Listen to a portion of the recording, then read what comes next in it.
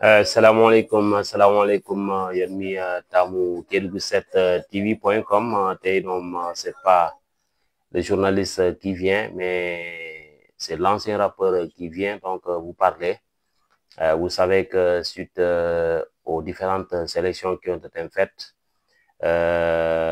pour le Fonds des cultures urbaines, donc dirigé par le PCA, donc NIDDOF, donc une sélection a été faite.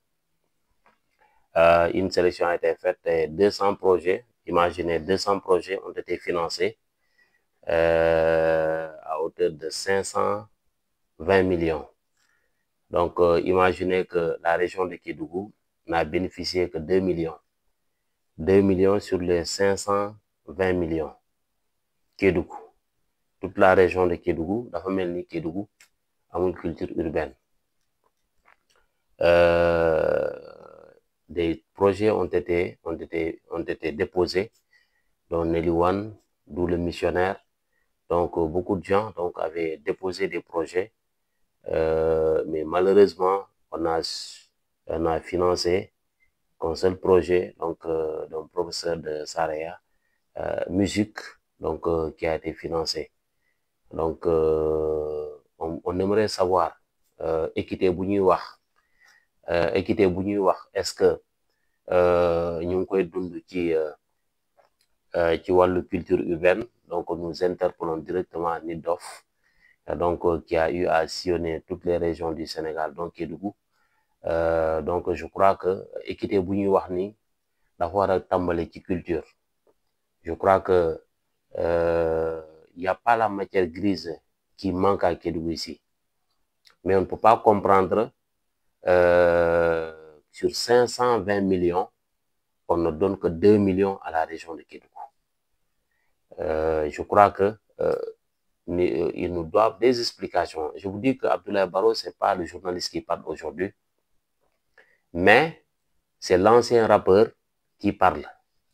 Donc, à ce niveau, nous attendons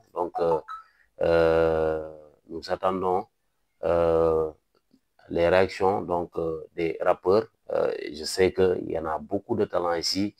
Quand on parle de Kinplex, Mbaye Digiti, Neliwan, donc d'où le missionnaire, beaucoup d'autres ont déposé leur projet. Hein. Mais pourquoi Kédougou se retrouve seulement qu'avec un seul projet, donc à hauteur de 2 millions sur 540 millions et 520 millions autant pour moi. Donc les réactions, on attend d'un moment à l'autre. Les rapports, normalement, ils doivent entrer en direct donc pour parler de cette situation donc qui sévit au niveau de la culture urbaine de Kédougou. Je crois que si on parle d'équité, ça doit répondre, donc ça doit répondre, le côté culturel doit être vraiment privilégié. Donc dans les régions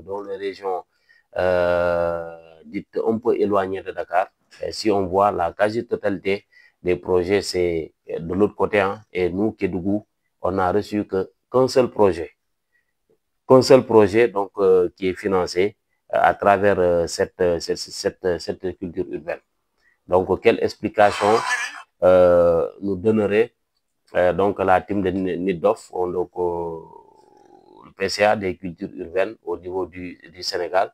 Nous, on veut participer. On veut participer vraiment et on veut savoir pourquoi Kédougou n'a pas bénéficié de financements conséquents par rapport à cette culture urbaine. Kédougou n'a reçu que 2 millions. Imaginez 2 millions sur 520 millions. Donc, on attend d'un moment à l'autre la réaction des gens qui veulent participer. Donc, s'il veut, on peut l'ajouter. Hein. Il y a quelqu'un qui aimerait participer. Donc, s'il est prêt, il peut venir. On va discuter et aussi on va parler donc de cette situation vraiment qu'on n'a pas compris. Cette situation qu'on n'a pas compris, autant pour moi. Donc, on attend d'un moment à l'autre des rappeurs qui aimeraient participer. En tout cas, comme Néliwan l'a dit, hein, Kédougou, moi, c'est une fierté. Nous, Kédougou, moi, c'est une fierté. Donc, c'est pas. Nous, Kédougou, moi, c'est une fierté. Et je sais que tant am na fi abnégation am na fi lu tax Kédougou di am 2 millions sur 520 millions. Je crois que les rapports là doivent de toute façon on attend les rapports qui doivent entrer en direct pour parler de cette situation. Néliwan.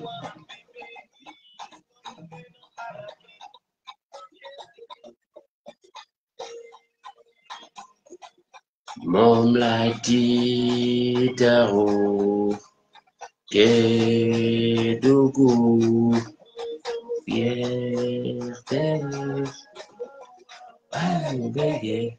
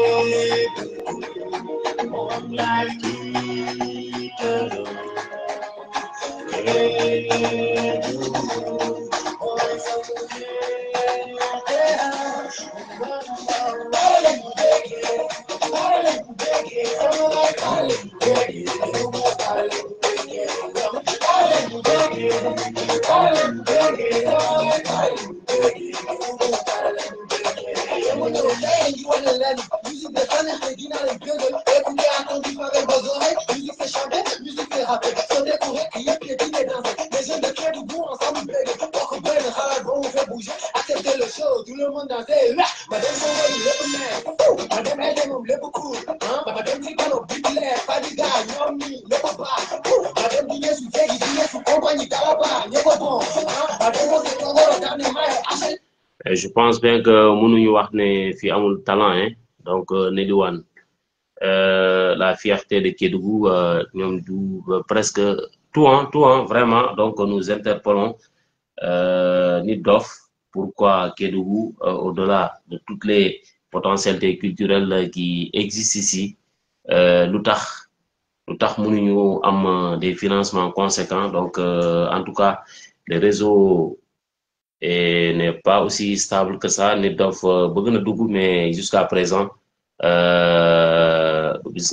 il peine à ne pas entrer. En tout cas, on va insister. Néliwan qui aimerait partager donc ce direct pour vraiment donner son avis par rapport à cette nouvelle situation. Je vous rappelle que lui aussi, à son niveau, il a soumissionné donc un projet très intéressant donc pour l'ouverture d'un studio audiovisuel. Mais malheureusement, donc, le projet n'a pas été sélectionné. Il y a d'où le missionnaire, si j'ai bonne mémoire aussi, qui a soumissionné. Il y a aussi également à Saraya. Saraya, il y avait des soumissionnaires là-bas. Donc, c'est seul Babacar Ndiaye, si je me permets. Et Babacar Ndiaye, son projet a été accepté à hauteur de 2 millions. Et c'est le seul projet donc, qui a été accepté ici dans la région de Kédougou. Sur 520 millions distribués au Sénégal, Kédougou, ñaari millions la am. Donc, on attend jusqu'à présent donc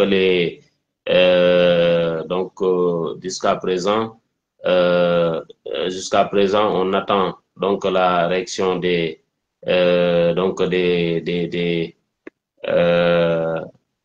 rappeurs donc dont Nelly One donc qui aimeraient participer donc à ce direct. Donc Nelly One, on est de toute façon on est en train de vous attendre, mais je crois que c'est le réseau qui nous joue au mauvais tour.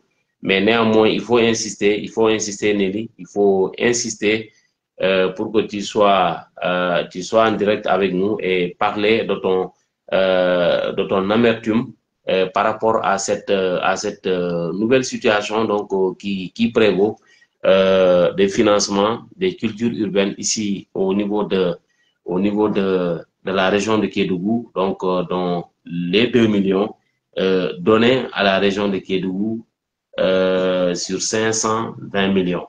Donc c'est la nouvelle qui sévit. Nelly One, en tout cas, respect à toi. Tu tentes d'entrer, mais jusqu'à présent, le réseau nous joue au mauvais tour. Si ça ne va pas, on va essayer d'entrer sur TikTok. Donc, on va essayer d'entrer sur TikTok pour que tu puisses t'exprimer, Inch'Allah. Nelly One, reste à l'écoute. On va, heureusement, donc, il participe. Allô, Nelly? Allô, Nelly? Oui, grand. Yeah, Nelly, nakamu? Oui, comment vous allez? Ça va, Dieu merci, alhamdulillah. Naka liggéey bi nag mbaa Waaw, ñu ngi sant yàlla. allo. Oui, Nelly, maa ngi lay dégg. Ok. Ok, ça va naka liggéey bi? Allo. Oui, Nelly, moi je te capte 100 sur 100 hein. yaa may dégg. maa ngi lay dégg bu baax waay waaw maa ngi lay dégg. Ok. man maa ngi lay dégg. day xaw a dagg Très bien. côté bi quoi. Oui, moi je t'entends très bien, Nelly. waaw maa lay dégg mais day xaw a dagg quoi. waaw man moom maa ngi lay dégg je t'entends très bien. Je t'entends très bien 5 sur 5. Donc situation bi ñoo ko gisandoo ñoo ko déggandoo. ok. kon comme que yaa ngi may dégg rek certainement. non man maa ngi lay dégg boo waxee maa ngi comme lay que yaa ngi may dégg. dégg certainement ñeneen ñi tamit ñoo ngi may dégg. waaw ñu ngi lay dégg kay donc yow par rapport sa xalaat ci fonds de culture urbaine yi yu ñu distribué tey distribué na sur 520 millions Kédougou n'a reçu que 2 millions. Yo, je sais que dans la soumission pour un projet très important, donc l'ouverture d'un studio visuel, mais malheureusement le projet n'a pas été sélectionné. Yo, en tant que rappeur, qu'est-ce que tu peux nous dire par rapport à cette situation?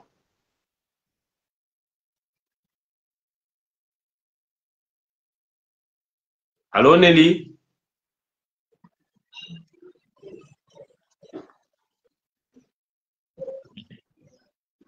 Allô, Nelly? Allô?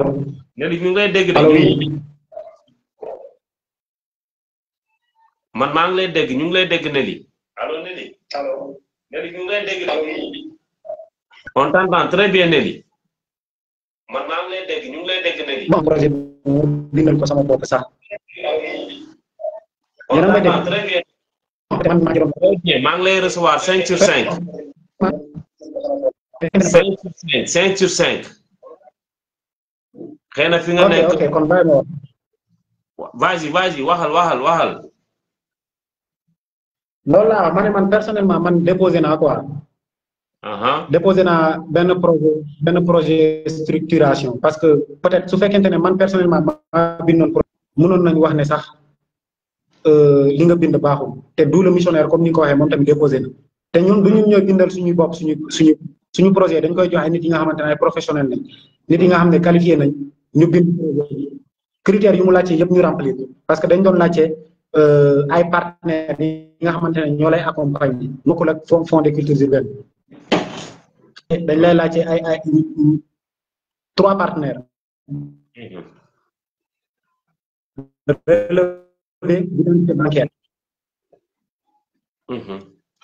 ak yooyu yëpp di jënd dossier yëpp mot léegi man moom affaire ba dama ñëw andi sama idée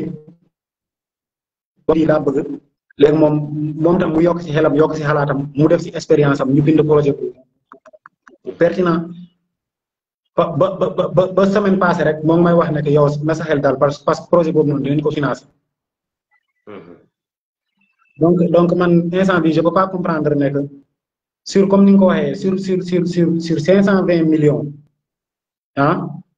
Kédougou ñu financé foofu noonu benn projet kese te projet bu ñu financé bi 2 millions la comme si que y a pas d'autres artistes à Kédougou comme si que amul ñeneen ñu déposé te pourtant déposé nañu ak ay dossiers yu mot dañ doon laajte récépissé ou bien comment dire encore NINEA affaire yooyu noonu lañ doon laajte léegi ñun affaire yooyu noonu yëpp dajale nañ ko déposé projet bi donc su demee ba tey Dakar di am plus de 50 projets ñu financé Dakar ba 60 ba 100 projets yi nga xam ne lépp Dakar la te Kédougou benn projet lañ fa financé mun naa nekk loolu noonu c'est pas quelque chose de normal mun naa ko tuddee injustice sax parce que soo xoolee si keesu état bi dëkk yëpp a fay cotiser quoi te rawatina Kédougou nga xamante ne am na ay société minière mun nañ wax ne que économie Sénégal lu bari foofu lay jóge donc am na yenn affaires yi ñu xamante ne genre ñun acteurs culturels yi rafetlu ñu ko quoi Kédougou déjà pour nga am nit bu lay jàppale Kédougou rek c'est tout à fait un problème loolu kese problème la amuñu média amuñu dara on est obligé souvent dañuy jóge Kédougou ñëw ba Dakar pour lijjante yenn business yi comprendre média yu nekk Kédougou di liggéey affaire bu naay mun naa lim Kédougou set la peut-être ak ñeneen bariwuñu quoi te c'est très très compliqué yow artiste nga nekk Kédougou ba pare nga nekk métti trop ñun dañuy peut-être dem liggéey allo. waaw non maa ngi lay dégg na li vas-y demal.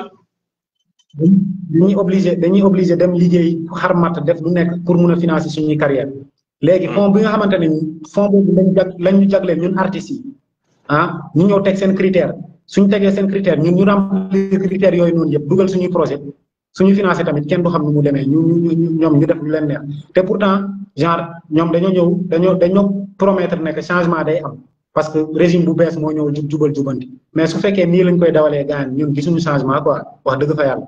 non man pour man ñun gisuñu changement. ne man pour man buñ ne Nit Doff mooy le PCA donc des cultures urbaines man dama je vais applaudir des 2 mains puisque Nit Doff dañ ko xamee ni quelqu'un qui est très juste. Qui est très juste quand même donc loolu moom mun nañ ko seedeel en tant que ancien rappeur mooy wax donc c'est pas le journaliste qui parle aujourd'hui bi bu ma gisee ni j'ai tiqué quand même pour 520 millions ñu jox Kédougou 2 millions et comme je le disais il y a pas le talent qui manque ici donc il y a pas des initiatives culturelles qui manquent pourquoi donc comment dirais-je yow sa projet bi man dafa am ki ma waxtaanal donc c'était un bon projet. Donc, bien vrai que c'est des costauds, mais amoon nañ obligation financière. Donc, il y a des projets, amoon nañ obligation financière ak ñoom du ak il y avait un groupe de Sarea aussi qui avait déposé. Donc, Malheureusement, c'est un seul projet qui a été financé ici. Et puis, financement, 1 million sur 520 millions. Je crois, Yen, en tant que rappeur. Non, moo métti te ni dox moom ak waa Astafam mënuñu wax ne Kédougou amul hip hop parce que moom ñëw na Kédougou te ñun acteur culturel Kédougou yi accueillir nañ leen fii nii ñoom gis nañ engouement bu amoon si seen show of the year bu ñu def Kédougou def nañ lépp lu ñu war a def pour show boobu noonu te gis na ne que mouvement hip hop Kédougou moo ngi dund quoi parce que dund peut-être concert boobu du doon feesee noonu du doon demee noonu donc moom gis na loolu noonu te moom ak rencontré nañ difficulté yi nga xamante ni ñun artiste Kédougou yi loolu lañ doon rencontré biir Kédougou mooy organisation bi ba Tamba lañ dem loué ko muy farat bi lumière bi ba Tamba lañ dem loué ko donc imagine toi benn artiste bu bëgg a def festival nga nar a loué sonorisation ba Tamba nara yenn saal yi soo amul appui soo amul fond doo ko mën a def léegi imagine toi genre culture urbaine nan lay dundee Kédougou nga xam ne 2 millions boobu kese financé kooku noonu léegi kooku te noonu département sax déjà 2 millions boobu rek du doy dara wax dëgg fa yàlla parce que musique xam nañ ni muy demee 2 millions boobu noonu soo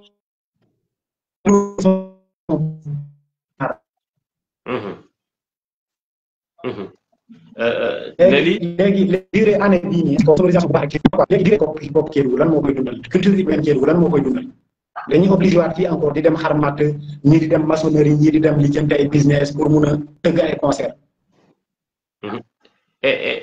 nañ wax kii tamit et on sait aussi que les autorités politiques duñ financer les acteurs culturels donc il faut qu'on se dise la vérité. Rares sont les gens qui financent si c'est pas des 50 000 100 000. loolu noonu dafa leer pour 50 000 100 000 problème la 50 000 100 000 50 000 100 000 boobu sax pour nga am ko problème la.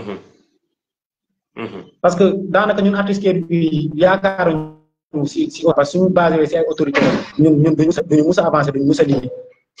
donc genre moyen boobu dindi nañ ko suñu xel yi sax ay affaire de autorité dinañ la jàppale wala ay affaire de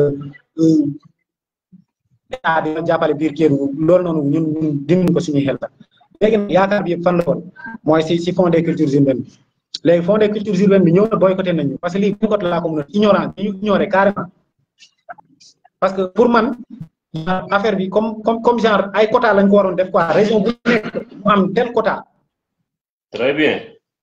te ñoom du leen doon quoi Kédougou ñu def benn nombre bi nga xamante ne bëri na noonu yëpp. loolu du leen du wàññi dara mais genre si man jaaxal na ma trop wax dëgg fa yàlla. mais est-ce que yéen xalaatu leen ngeen def benn collectif dem rencontrer Nit Doff gënul. bon loolu noonu lu war a mun a nekk la mais est-ce que même suñu demoon rencontrer Nit Doff tey jii nii ak ñoom liste bu ñu publié nii dinañ ñu doon c'est possible ñoom ñu mun a def dara.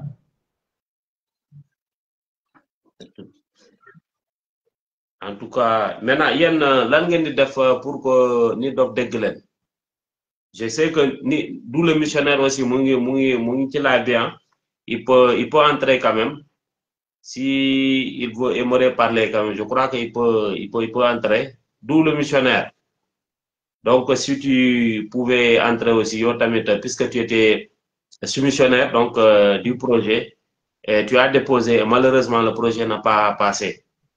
Yo tamit on a besoin de ton avis comme Nelly Wane. Nelly, vas-y.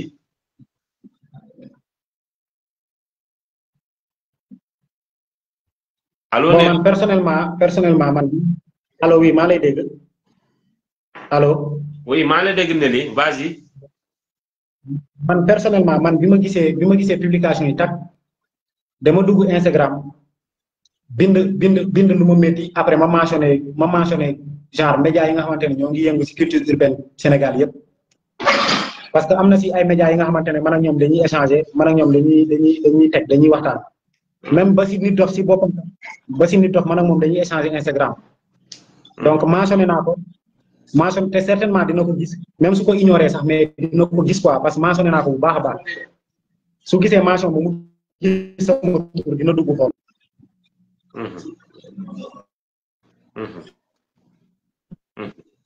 le reste moi est-ce que dina réagir sur am nga xool page fond des cultures urbaines léegi nag man simplification yi mentionné naa ko.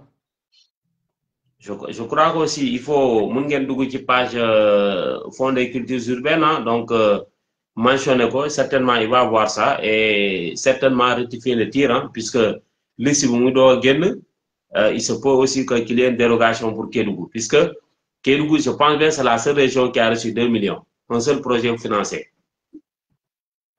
mun ngeen dugg ci liste bi ngeen xool je pense bien que Kédougou est la seule région qui a reçu que 2 millions un projet financé sur 520 millions.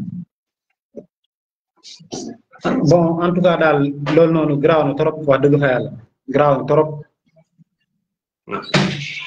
Grave, man jahal na tamit. Parce que comme nous le connaissons, pour man par quota lañ koy def quoi, dañuy par exemple région bu nek dañuy choisir d'abord 10 projets. Après su fekkente ne amna ay affaires yi nga xamantene des na. Légui nak ñu def surplus yi quoi. Normalement non lañ ko waron def, mais ñom ñu ñew genre choisir lu leen neex quoi té ñom sañu ñu wax instant bi nek ñun projet ñu bindi baaxul parce que su démé ba directeur centre culturel bindal le projet yaakaaruma ndax projet dina raw projet bi ça c'est vrai ba lolu ñu koy charal tamit hein Nelly ñu koy jaajeufal tamit quoi ñaa mu ngi taxawal culture urbaine yi quoi Nelly en tout cas mom souvent da koy wax quoi na gaay dem envers mom juste nag am na artistes yi nga xamante ne peut-être duñ dem envers moom mais man personnellement saa yu ma amee jafe-jafe wala ma am lu may def rek damay dem ba si moom teg ak moom waxtaan ak moom mooy loolu. donc Nelly loolu la woon ma ne il faut ma def live c'est l'ancien qui parle hein, c'est pas le journaliste Baro qui parle comme ça dama gis liste bi rek. C'est vrai que j'ai communiqué avec lui. Comment démontrer notre amertume par rapport à cette situation, puisque c'est pas équité bu ñuy woote fan la nekk. Donc vous vous dites que équité ngeen woote et nit dof on sait que bu ñu ko tegee ci culture urbaine bi nous on était contents, on était très contents, on dit que au moins nit dof auparavant on avait des 2 projets 3 projets te man xam naa ni à Kédougou ici, les projets qui ont été déposés, moi, 10. Au moins, nous avons une discrimination pour financer tous les projets déposés. Oui. Donc, c'était ça, quoi. Donc,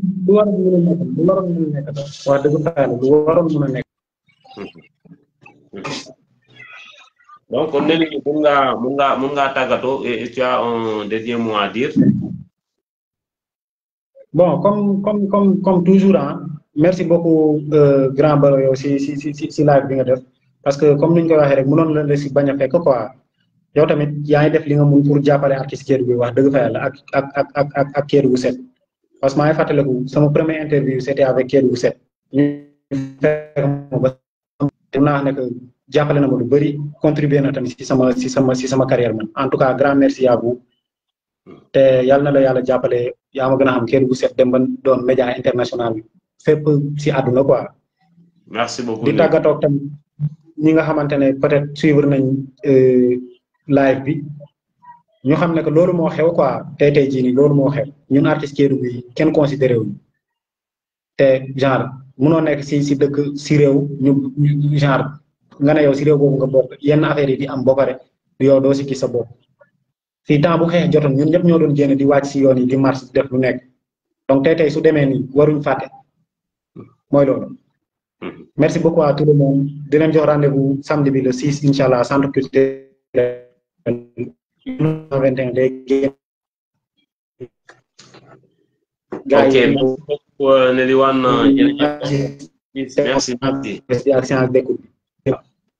Merci beaucoup. Merci beaucoup Nelly Wane. Donc c'était Nelly Wane, l'homme de Kédougou, Kédougou suñu fierté. Donc, moi donne intervenir en direct. Vous savez que les acteurs culturels, les projets, il y a 200 projets financés. 200 projets financés sur les 200 projets. La bagatelle de 520 millions ont été distribués à travers le Sénégal et Kédougou n'a reçu que de 2 millions. Donc, à travers un seul projet financier. Maintenant, je pense que l'ABI, ça tire à sa fin, Inch'Allah. On fera un autre live relatif à cette situation, puisqu'on ne peut pas comprendre au moment où on chante en bandoulière l'équité et que Kédougou soit marginalisé à travers les cultures urbaines. Ce n'est pas les talents qui manquent. Ce n'est pas l'inspiration qui manque. Je crois que je reviendrai certainement avec quelqu'un aussi, d'où le missionnaire Mbaye Diziti. Donc, Inch'Allah, pourquoi pas Babar Touré, le coordinateur des cultures urbaines de Kédougou. Et merci beaucoup. C'était un live fait donc, pour vraiment dénoncer cette situation. Merci beaucoup à vous qui êtes nombreux à suivre Kédougou7tv.com sur Facebook. Alors, merci.